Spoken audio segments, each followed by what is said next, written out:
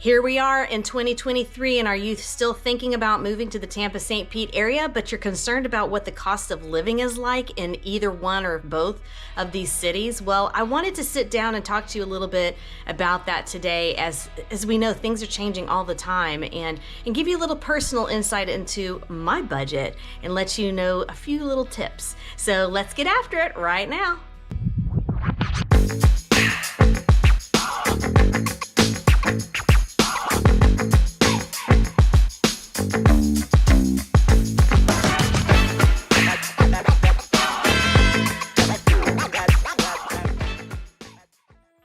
Hey there, future Floridians. I'm Emily. I'm a licensed real estate agent here in the state of Florida, and I live in the Tampa St. Pete area, and this channel is dedicated to everything having to do with the real estate market on the Central West Coast and living, working, playing, all the things. So if that resonates with you, go ahead and click that subscribe button and that notification bell. That really helps me out a lot. And if you like this content, smash that thumbs up for me if you don't mind. And as always, I really love the comments below. If you've got something to add or if you have a question, go ahead and put that below. And as always, if you have any real estate related questions or you're looking to relocate to our area, I would really love to help you out. But I can't help you if you don't reach out to me.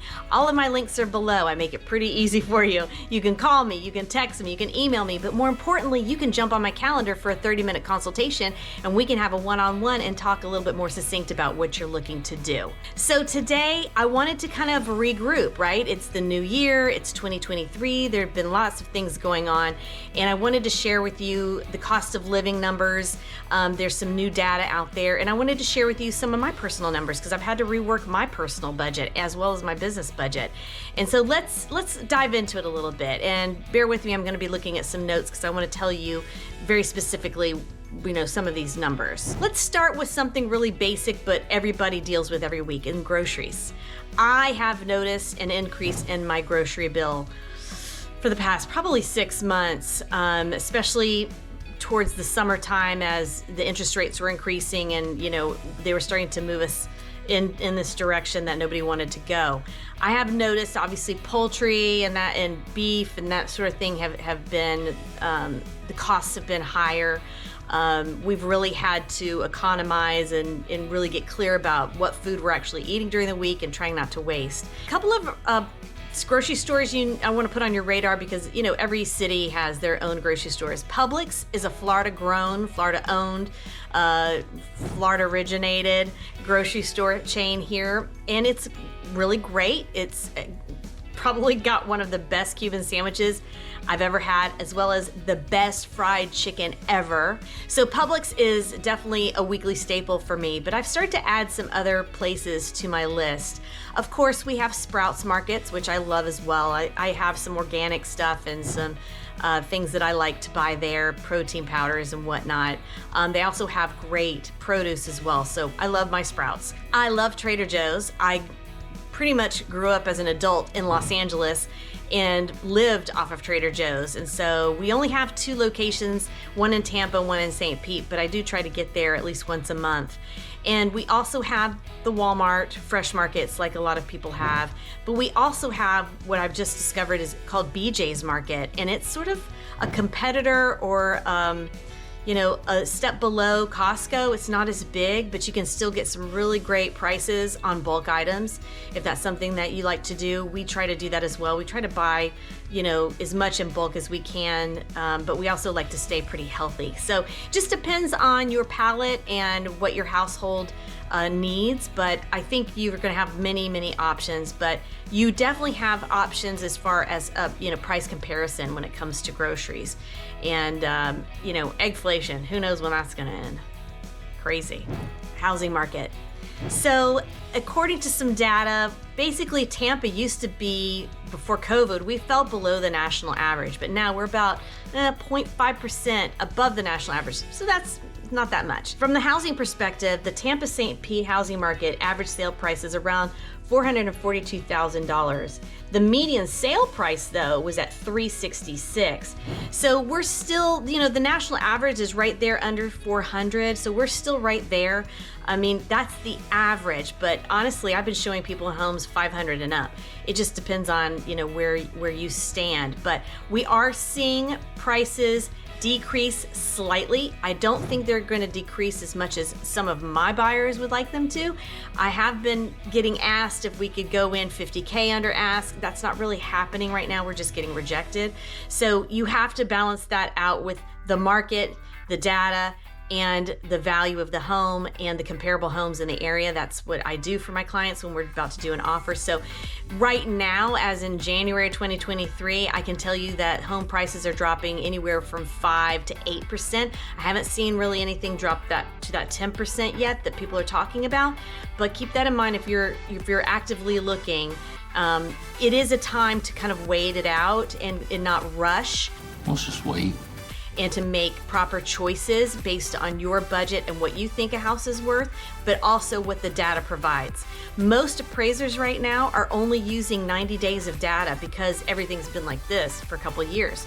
So that 90 days of data is what your agent or myself is going to use when we're looking at comparables as well. So keep that in mind. So when you're looking at Zillow and you're trying to compare and you're like, well, back in 2020, a house down the street sold for 100K less, you can't use that data anymore. It's just not going to be comparable.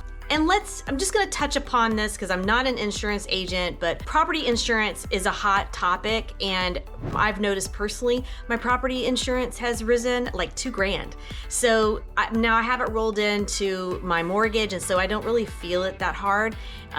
But I know a lot of people that I've been helping have been feeling the pinch. On average, to insure a home, it's gonna roughly start you at $2,000, but I really don't wanna throw too many numbers out there because it just depends on the property and the area and all these other factors. So I start telling my clients when we're starting to put in the offer and we're starting to kind of get excited and we think we might win the offer, start calling some insurance agents and start getting some quotes. We start that in the beginning so that we know in case we have to pull out of the deal during our inspection contingency because the insurance is too high on that home, then we know. So that's just a little pro tip, but don't take my numbers because it's just all over the place right now until the Florida state legislature kind of figures it out. And as far as property tax, as I mentioned, mine has gone up a little bit. It's running anywhere from 1.25% to 1.5%. So based on the price of the home, again, that's been just going up since the boom of the Tampa housing market.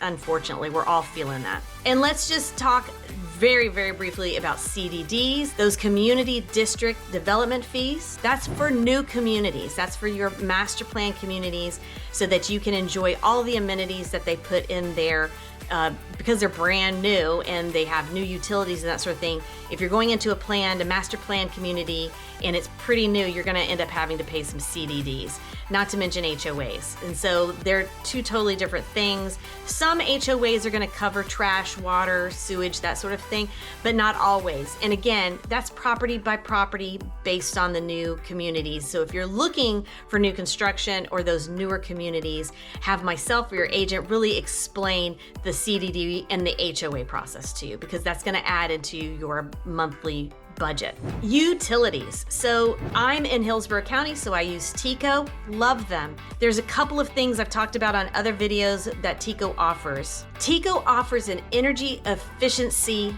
audit, and you can do it online, and it will kind of give you an average of what it thinks your utility bill is going to be. But then you can also do this yearly audit where they kind of average out a budget for you. And I started doing that after my first year in this condo because, you know, my energy bill was all over the place. Think about it. Right now we're in January and I'm using the heat. We barely use heat here. I'll probably use it for a total of 30 days. But most of the year, I'm using my AC. And in the summer months, I'm using it all the time. And so that really taxes on your energy bill. And so what TECO does is they average it out so that you don't have to worry in August that you might have a $500 bill and in December you might have a $100 bill. So it averages it out so you can budget appropriately. It's called the Budget Billing Program, and I just got an email from TECO. So it said my next bill reflects your new budget billing amount of $143, which is a decrease of $87. So I was paying about $130, and then the summer month, this was a crazy hot summer, and then they had to balance out that budget, right? And so they charged me $230 for about 6 months, and then they reevaluated me, and now we're at that 143. So every January, I kind of regroup with TECO. I go back and I answer their energy efficiency questions and see where I'm at. And then I try to make sure that I have I think I have a nest, yeah. My nest is set so that also helps with energy efficiency.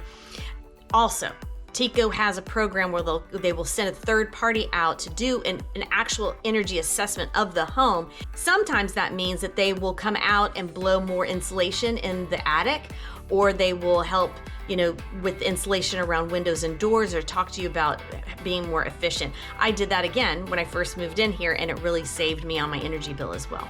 So to give you some perspective, I know I kind of got ahead of myself. So my energy bill right now is $143. My HOA pays my water and my trash. So I'm not talking about that so much.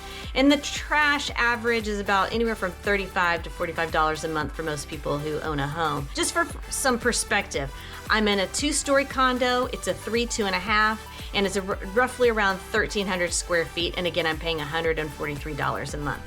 And so for a 3-bedroom, 2-bath home, 2,000 or let's say 1,800 square feet, you're probably gonna pay more like $250. So if that helps you out a little bit. And if you have a pool, then that's gonna send your energy bill up a little bit as well. So when you're thinking of the type of home you wanna live in and that utility bill budget, keep those factors in mind. We have Spectrum and Frontier. I personally have Frontier fiber optics, and I'm paying a little bit more right now because I needed a Wi-Fi booster, because my Ring doorbell wasn't connecting to the Wi-Fi. And so I'm all out the door, $85. Now, I could probably decrease that a little bit if I wanted to, but it's worth it to me. Obviously, I work from home and I need those things, and we all want the high-speed internet, right? We've got 1,000 devices on it now. I'm glad they're not charging us more. They probably could. But anyway, that just gives you a little insight into the Wi-Fi world of Tampa and St. Pete. And let's touch upon transportation a little bit. Let's talk about gas. I drive a hybrid. I love it. I put $25 in my tank and I can go and go and go and go and go. My boyfriend drives a truck. He spends $300 to $400 a month on gas traveling back and forth to work. It's a reality. We had, I think last year in September, we were below $3. Then the world shifted and inflation happened and we went above $3, and we even almost got to $4 in the peak of the summertime. Now we're staying right around $3.10 on average. Some places, depending on the area, you're gonna pay more or you're gonna pay less. I use Gas Buddy myself if I'm running around all over town to find places to get good gas. Walmart Market in Oldsmar, great gas prices. BJ's Market in Clearwater, great gas prices. So you kind of get a little creative if you're really trying to save, 5-10 cents here and there, you can find it. And as far as car maintenance, I lived in Atlanta where the roads were horrible, and I ended up, by the time I left, I'd only lived there 10 months, I got 4 new tires, right before I left, because the roads just tore up my tires. Here, I don't have that much of a problem with it. I do recommend, if you do get new tires, get the hazard insurance, because we do have a lot of construction going on. I have a lot of construction going on in my community, and so running across those nails and what sort of debris, I just think that's, especially living in an older city, it's probably smart to get that. And honestly, if you do maintenance on your car, you get the oil changed, you get a car wash, you need to get a car wash in this state, because we have got bugs and we've got so much debris in the air, especially in the summertime. You want to keep your paint really nice, because the sun will bake your paint. Just ask my boyfriend. He's gonna get so mad at me for telling you that. The paint is almost gone on his truck. We have public transportation here. It's not that popular, but we do have something new called the Sunrunner that's in St. Pete, and right now it's free, I think until April, because it is new and they're trying to get people to use it more, and it's really clean and great. And they have also, I think they have the trolley that also runs up and down the St. Pete. And we have the Heart system, which is our busing system, which you can ride for fairly cheap. I can't speak a lot to the public transportation because I just don't use it. Now in downtown Tampa, when I want to bebop around, we do take the trolley, and that is free. We also take the pirate water taxi. That's not free, but it's fun. Oh, in tolls. We have tolls here, not on every interstate, but on the Veterans Expressway in particular, and in different parts, a little bit more north of us, there's a little bit more toll roads, but you can get what's called a Sun Pass. And you can either buy them directly from the website, or I think public supermarkets sell them as well. And you can auto-fill them. So I put $30 on there, and it auto-fills once that $30 is gone, and I never have to think about it. I get a statement at the end of the month, and I use that for my taxes. So you will have to pay some tolls, but they're not horrible. It's not like New York and New Jersey and that sort of thing. So don't worry about it. And healthcare, we are again right there at the national average for healthcare. We have Florida Blue, which is very popular for our insurances. We have different private insurance. Obviously, United Healthcare is big. TRICARE is big because of our military presence. And I'm sure there's a bunch of others. HCS, Moffitt Cancer Center, they're building a new research facility in North Tampa. Baycare, Tampa General, and we've got some of the best VA hospitals in the country. And so when it comes to healthcare prices, and I can't really speak to that. I'm not a healthcare insurance agent, but I can tell you that we have more options when it comes to healthcare. I know, like for my allergist, I had 3 different options. I probably have a list around here. My primary care physician gives me a list. Here, check these people out. These are eye doctors. These are, osteopaths, these are whatever. So you do have a lot more options and in various parts of town. So if you're in the Clearwater area and you don't want to leave Clearwater, you don't have to. We have some of the best, we have Meese Hospital over there as well. So you've got some great physicians over there. I'm over here in West Chase, and so I have some amazing physicians. Primary care, Proactive Primary Care in West Chase. I love them. They take really good care of me. And, I'm sure you've got some as well. If you live in the Tampa St. Pete area, you can comment below if you want to share that information with people too. That's always helpful. Healthcare is, it's such a privilege, and it can be really costly. We do have some, emergency care facilities where you can go with an emergency, but they also have physicians there, and that physician can be your primary care physician. That I have that right across the street from me. That's where my boyfriend goes because he doesn't like to see the doctor. So you have a lot more options. When I was living in other cities, I just don't feel like I have the same options. So we have great healthcare here.